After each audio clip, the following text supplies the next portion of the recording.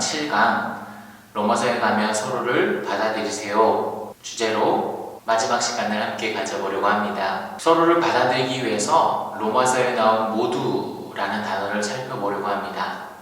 로마서 1장 16절입니다. 내가 복음을 부끄러워하지 아니하노니 이 복음은 모든 믿는 자에게 구원을 주시는 하나님의 능력이 됨이라. 먼저는 유대인에게요 그리고 헬라인에게로다. 여기서 나온 모두는 그리스어로 파스입니다.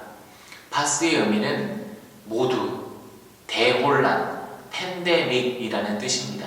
코로나 팬데믹이라는 단어를 들어보셨지요? 팬데믹이란 모두, 전 세계적인 유행병을 의미합니다. 하나님의 일하심은 모두를 위한 일하심입니다.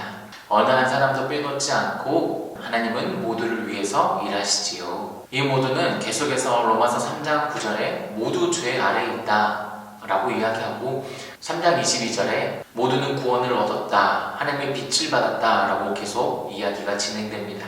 로마서 5장 18절입니다. 그런즉 한 범죄로 많은 사람이 정죄에 이른 것 같이 한 의로운 행위로 말미암아 많은 사람이 의롭다 하심을 받아 생명에 이르렀느니라. 여기서 많은 사람은 모두를 의미합니다. 모든 사람은 생명에 이르렀다 이야기하지요. 하나님은 모두를 위해 일하시고 그 일하심을 통해 모든 사람이 생명을 얻었다 라고 말을 합니다. 그럼을 통해 이 모두는 우리의 삶 전체를 들여야 하는 모두로 연결됩니다. 다시 말해서 하나님은 모두를 위해 일하십니다. 모두와 비슷한 개념인 우리도 로마서에서 5가지로 살펴보고자 합니다. 첫 번째로 로마서 5장 1절입니다. 그러므로 우리가 믿음으로 의롭다 하심을 받았으니 우리 주 예수 그리스도로 말미암아 하나님과 화평을 누리자. 우리는 하나님과 화평을 누리는 공동체입니다. 하나님을 기쁘시게 하고 하나님과 사이가 좋고 더 이상 원수가 아니라 화해했다 라고 이야기합니다. 로마서 5장 10절에 보면 화목하게 되었고 라고 말을 하는데요. 여기서 화목하다 라는 단어는 카텔라 게멘이라는 단어입니다. 이 단어는 모든 곳으로 향하여 뭐뭐 안으로 라는 뜻과 변경하다 라는 뜻이 합쳐져서 교환하다 라는 의미인데요. 이 교환하다 라는 의미가 더 커져서 확장되어서 화해하다 라는 의미를 가지게 됩니다. 결국 하나님과 화목하게 되는 것, 하나님과 화해했다 라는 것은 우리가 하나님을 향하여 가고 하나님 안으로 들어감을 통해서 우리의 존재 자체가 원수가 아니라 화목하게 된 우리라고 이야기합니다. 하나님과 화목한 존재로서 날마다 하나님께로 향하여 나아가고 하나님 안으로 감을 통해서 우리 존재 자체가 원수가 아니라 화해한 자로서 살아갈 수 있기를 바랍니다. 두 번째로는 로마서 6장 4절입니다. 그러므로 우리가 그의 죽으심과 합하여 세례를 받음으로 그와 함께 장사되었나니 이는 아버지의 영광으로 말미암아 그리스도를 죽은 자 가운데서 살리신과 같이 우리로 또한 새 생명 가운데서 행하게 하려 함이라. 아멘. 우리는 생명을 가진 자입니다. 더 이상 죄의 권세, 사망의 권세 아래 있는 것이 아니라 하나님께서 예수 그리스도를 죽은 자 가운데 살리신 것 같이 우리는 생명으로 나아가고 생명을 행할 수 있는 공동체라고 로마서는 이야기합니다. 세 번째로는 로마서 6장 13절입니다. 또한 너희 지체를 불의의 무기로 죄에게 내어주지 말고 오직 너희 자신을 죽은 자 가운데서 다시 살아난 자 같이 하나님께 드리며 너희 지체를 의의 무기로 하나님께 드리라. 아멘. 우리는 누구일까요? 우리는 무기입니다. 하나님의 무기이지요. 무기는 언제 씁니까? 전쟁할 때 씁니다. 죄와 사망의 권세와 싸울 때 우리는 하나님의 무기로서 존재한다라는 겁니다. 하나님의 의의 무기로서 날마다 승리하는 삶이 되십시다. 네 번째로는 로마서 8장 15절입니다. 너희는 다시 무서워하는 종의 영을 받지 아니하고 양자의 영을 받았으므로 우리가 아빠 아버지라고 부르짖느니라. 여기서 우리는 바로 하나님의 딸 아들 딸 자녀이지요. 하나님의 영 성령을 통해서 우리는 하나님을 아버지라 부를 수 있는 공동체가 됩니다. 나를 위해 죽기까지 사랑하신 그 하나님을 우리는 아버지라 부를 수 있게 된 것이지요. 마지막 5번째는 로마서 8장 17절입니다. 자녀이면 또한 상속자 곧 하나님의 상속자요 그리스도와 함께한 상속자니 우리가 그와 함께 영광을 받기 위하여 고난도 함께 받아야 할 것이니라. 아멘. 우리는 그분과 함께 고난을 받아야 하는 공동체입니다. 로마서에선 우리를 너무나 영광스럽고 좋게만 이야기하는 것이 아니라 그분과 함께 고난을 받아야 되는 존재라고 이야기합니다. 문제 없이 살아가는 우리가 아니라 문제와 함께 살아가는 우리라고 로마서는 이야기합니다. 정리해보면 우리는 하나님과 화평을 누리고 생명을 얻었고 의의 무기이자 하나님을 아빠 아버지라 부를 수 있을 뿐만 아니라 그분과 함께 고난을 받는 공동체가 우리라는 존재, 공동체라고 이야기하고 있는 것이지요. 결국 모두 우리라는 로마서의 단어를 통해서 살펴볼 수 있는 것은 하나님께서 모두를 위해 일하시고 우리라는 공동체는 하나님을 통해서 만들어지고 형성되었다라는 것입니다. 그렇다면 우리라는 공동체는 아무 문제도 없을까요? 아니지요. 외적으로나 내적으로나 문제가 있습니다. 그렇다면 어떤 문제가 있을까요? 그 문제가 우리를 로마서 14장으로 이끌어갑니다. 로마서 14장에 보면 분쟁이 있습니다. 어디서 분쟁이 일어났을까요? 식사의 자리입니다. 예나 지금이나 밥그릇 때문에 자주 싸우고 많이 싸우는 듯 합니다. 왜 식사의 자리에서 싸우는 걸까요? 로마서 16장에 보면 수많은 공동체들이 나옵니다. 브리스가와 아굴라도 있고 마리아도 있고 안드로니고아와 유니아도 있지요. 이들은 모두 예배 공동체를 나타내고 있습니다. 이 예배 공동체는 각각의 성격과 성향이 있겠지요. 각각 가정교회 모습으로 예배드리고 함께할 때는 문제가 나타나지 않았지만 다른 공동체와 함께 식사해야 되는 자리에서는 다름이 보이게 되고 갈등이 나타나게 됩니다. 그래서 모두가 함께 모인 각각의 공동체가 함께 모여 식사할 때 문제가 발생하게 됩니다. 로마서 14장 1절입니다. 믿음이 연약한 자를 너희가 받되 그의 의견을 비판하지 말라. 믿음이 연약한 자는 누구를 이야기하는 걸까요? 여기서 믿음이 연약한 자는 모세율법을 지키는 유대인들입니다. 모세율법이란 모세가 말한 음식의 율법이지요. 고기를 먹지 않아야 되는, 채소만 먹어야 되는 사람들입니다. 또한 바울 시대의 고기들은 대부분 이방 신들에게 제물로 사용되었던 고기들입니다. 그래서 그 고기를 먹는 것은 우상 숭배라고 여길 수 있기 때문에 고기를 거부하는 또 다른 무리가 있었습니다. 결국 고기를 먹지 말아야 된다라는 무리가 믿음이 연약한 자라는 것이지요. 주석학자 바클레이는 이들을 향하여 편협한 관점을 가진 자라고 이야기합니다. 성경은 이 편협한 관점을 가진 고기를 먹지 말고 채소만 먹어야 돼, 모세의 음식 율법을 지켜야 돼 라고 말하는 사람들을 받아들여야 된다라고 말을 합니다. 여기서 받아들인다라는 것은 청유형이나 권유하는 것이 아니라 명령형으로 사용되고 있습니다.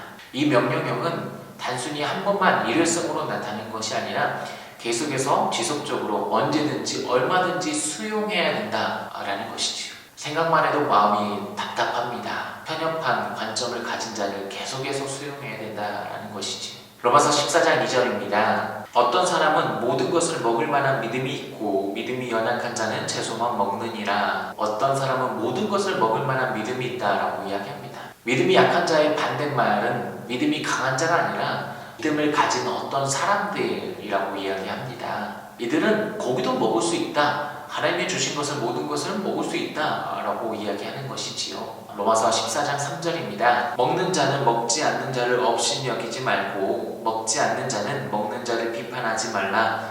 이는 하나님이 그를 받으셨음이니라. 아멘. 바울은 믿음이 약한 자 그리고 모든 것을 먹을 수 있는 어떤 믿음을 가진 사람들을 향하여 다 잘하였다라고 말하는 것이 아니라 책망하듯이 말을 합니다. 왜 그럴까요? 그 이유는 하나님께서 그들을 받으셨기 때문입니다. 하나님께서 그들을 받으셨기 때문에 사람들이 비판하거나 판단할 수 없다라는 것입니다. 14장 10절에 모든 사람은 심판대 위에 선다라고 말하는 것처럼 사람이 사람을 판단하거나 비판하는 것이 아니라 하나님 한 분만이 판단할 수 있다라고 이야기합니다.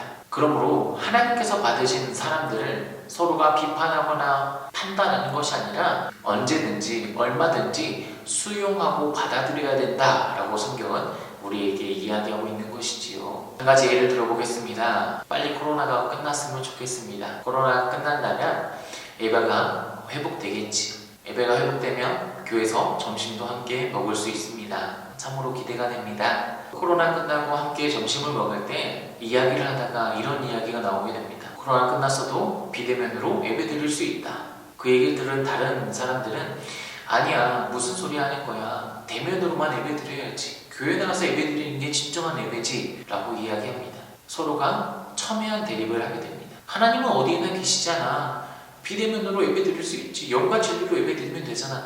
아니야, 하나님의 몸된 성전에서 예배를 드려야 돼 라고 서로가 갈등을 빚고 부딪히게 됩니다.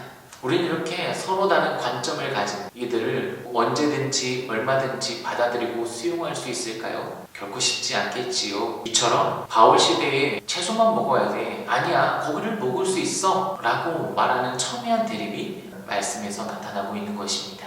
그렇다면 이 문제를 어떻게 풀어가면 좋을까요? 채소만 먹어야 돼, 고기도 먹을 수 있어 라고 말하는 두 집단을 우리는 어떻게 하면 교회 안에서, 교회 공동체 안에서 문제를 해결할 수 있을까요?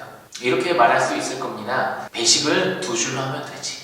한쪽에는 채소만, 한쪽에는 모든 것을 다. 아니면 식사 시간을 따로따로 하면 되거나 공간을 나누면 되지. 아니야, 그냥 식사를 안 하면 되지 라고 말할지 모릅니다. 바울은 이 문제를 어떻게 풀어가는 걸까요? 로마서 15장 1절입니다. 믿음이 강한 우리는 마땅히 믿음이 약한 자의 약점을 담당하고 자기를 기쁘게 하지 아니할 것이라. 여기서 믿음이 강한 자라고 이야기를 하는데요. 믿음이 강한 자는 믿음이 약한 자, 채소만 먹어야 돼, 고기는 먹어서 안 돼 라고 말하는 사람의 반대말이 아닙니다. 여기서 말하는 믿음이 강한 자는 이웃의 덕을 위해 자신의 신념을 제쳐두는 사람을 이야기합니다. 믿음과 신념은 다르지요. 믿음이란 살아계신 하나님과의 관계성 안에서 나타나는 모습입니다. 반면에 신념이란 살아계신 하나님과의 관계성 안에서 나타나는 것이 아니라 자신의 생각과 자신이 옳다고 생각하는 믿음 안에서만 나타나는 겁니다. 예를 들어서 어떠한 학생이 기도하고 열심히 공부했는데 원하는 대학을 가지 못해서 교회 안 나왔다 라는 이야기. 정말 열심히 기도하고 금식까지 했는데 병이 낫지 않았다, 그래서 교회 다니지 않는다 라는 이야기.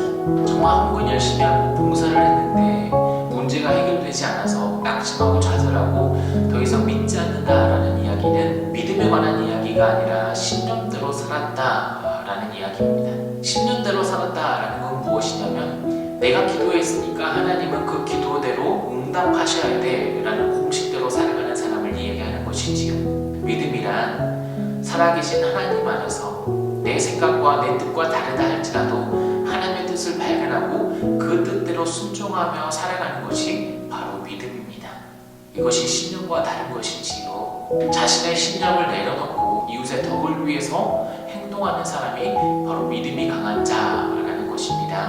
바울은 실제적이고 실천적인 이야기를 하지 않습니다. 배식을 다르게 하면 되지, 공간을 나누면 되지, 식사 시간을 없애버리면 되지 라고 이야기하는 것이 아니라 신학적인 이야기를 합니다.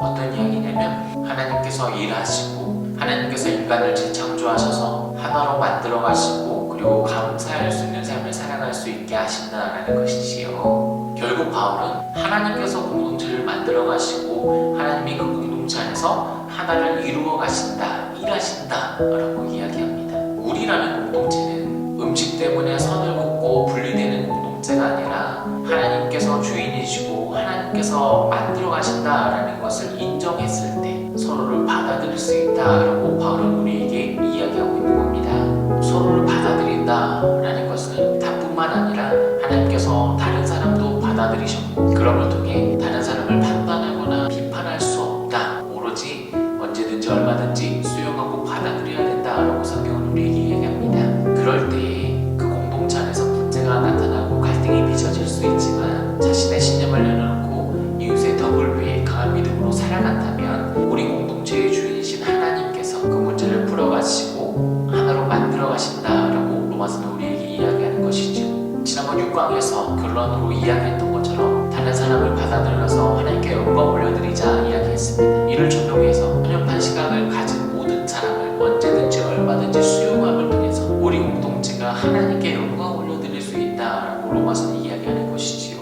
우리 금성 공동체가 다른 사람들, 다른 모습들, 더욱이 편협한 관점을 가진 사람들까지 언제든지 얼마든지 수용하고 받아들임을 통해서 하나님께 영광 올려드리는 금성 공동체가 되기를 간절히 바랍니다. 우리 공동체의 주인이신 하나님을 인정하고 우리가 자신의 신념을 버리고 이웃의 덕을 위해 강한 믿음으로 살아가십시다. 이로써 로마서에 가면 모든 강의